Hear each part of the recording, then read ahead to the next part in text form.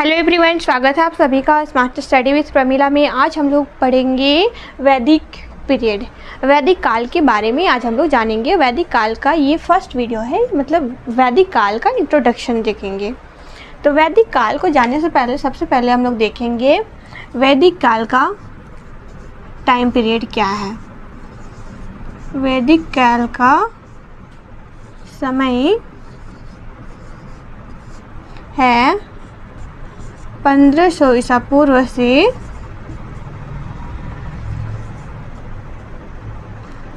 600 ईसा पूर्व तक माना जाता है। वैदिक काल का टाइम पीरियड 1500 ईसा पूर्व से 600 ईसा पूर्व तक माना जाता है। वैदिक काल को 2 भागों में डिवाइड किया गया था।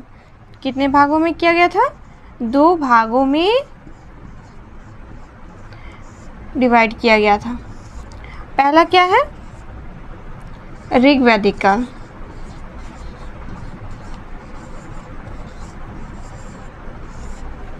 पहला है ऋग्वैदिक काल। और ऋग्वैदिक काल का टाइम पीरियड क्या है? 1500 ईसा पूर्व से 1000 ईसा पूर्व तक माना जाता है। ऋग्वैदिक काल का टाइम पीरियड 1500 ईसा पूर्व से 1000 ईसा पूर्व तक माना जाता है। और दूसरा क्या है? उत्तर वैदिक काल। उत्तर वैदिक काल। उत्तर वैदिक काल को 1000 ईसा पूर्व से 600 ईसा पूर्व तक माना जाता है। वैदिक काल को कब से कब तक माना जाता है? उत्तर वैदिक काल को 1000 ईसा पूर्व से 600 ईसा पूर्व तक माना जाता है। ये रहा वैदिक काल का टाइम पीरियड।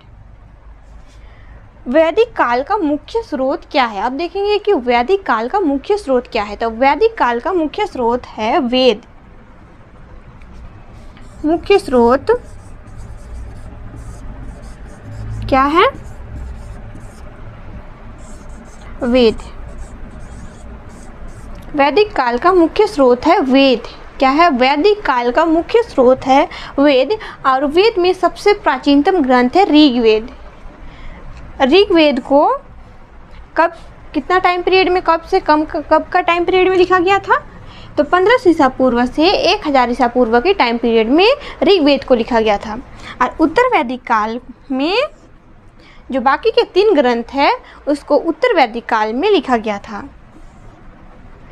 यजुर्वेद, सामवेद और अथर्ववेद को उत्तर वैदिक काल में 1000 ईसा पूर्व से 6000 ईसा पूर्व तक लिखा गया था।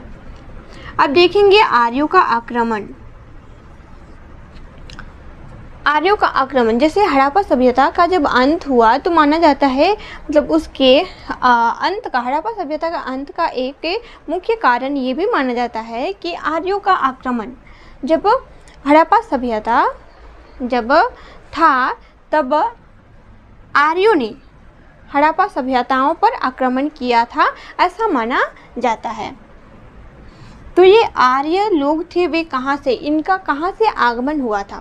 तो आर्यों का आगमन हुआ था मध्य एशिया से। मध्य एशिया से भारत आए। कहाँ से आए? आर्यों का आगमन हुआ मध्य एशिया की ओर से भारत में प्रवेश किए। कहाँ से आए? मध्य एशिया से भारत की ओर प्रवेश किए और सिंधु घाटी के सभ्यताओं के लोगों को वहाँ से हटा दिए। कहाँ? मतलब अपने सिंधु घाटी सभ्यताओं को दास बना दिए। अपने दास बनाकर उन्होंने रखा सिंधु घाटी सभ्यताओं के लोगों को, ऐसा माना जाता है।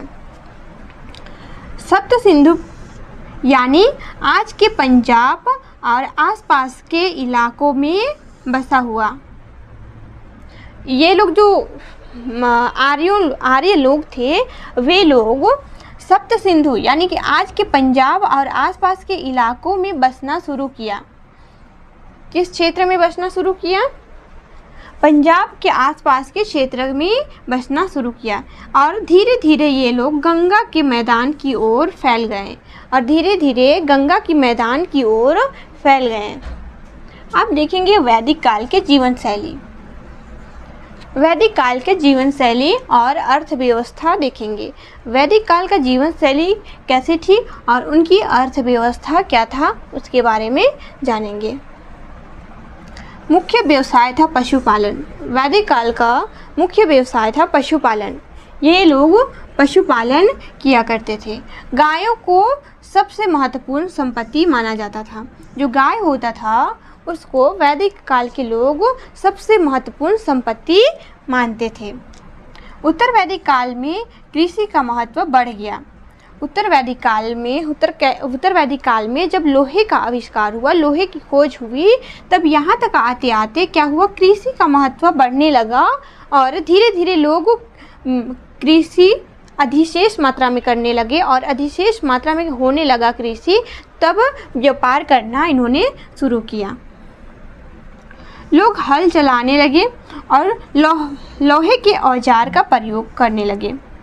जब लोहे का आविष्कार हुआ तब क्या किया, जो गंगा की जो मैदानी क्षेत्र है वहाँ पे क्या किया, मतलब जो झाड़ियाँ थी उनको साफ सफाई करके लोहे के औजारों से वहाँ पे रहने योग्य बनाया गया और कृषि योग्य भूमि बनाया गया,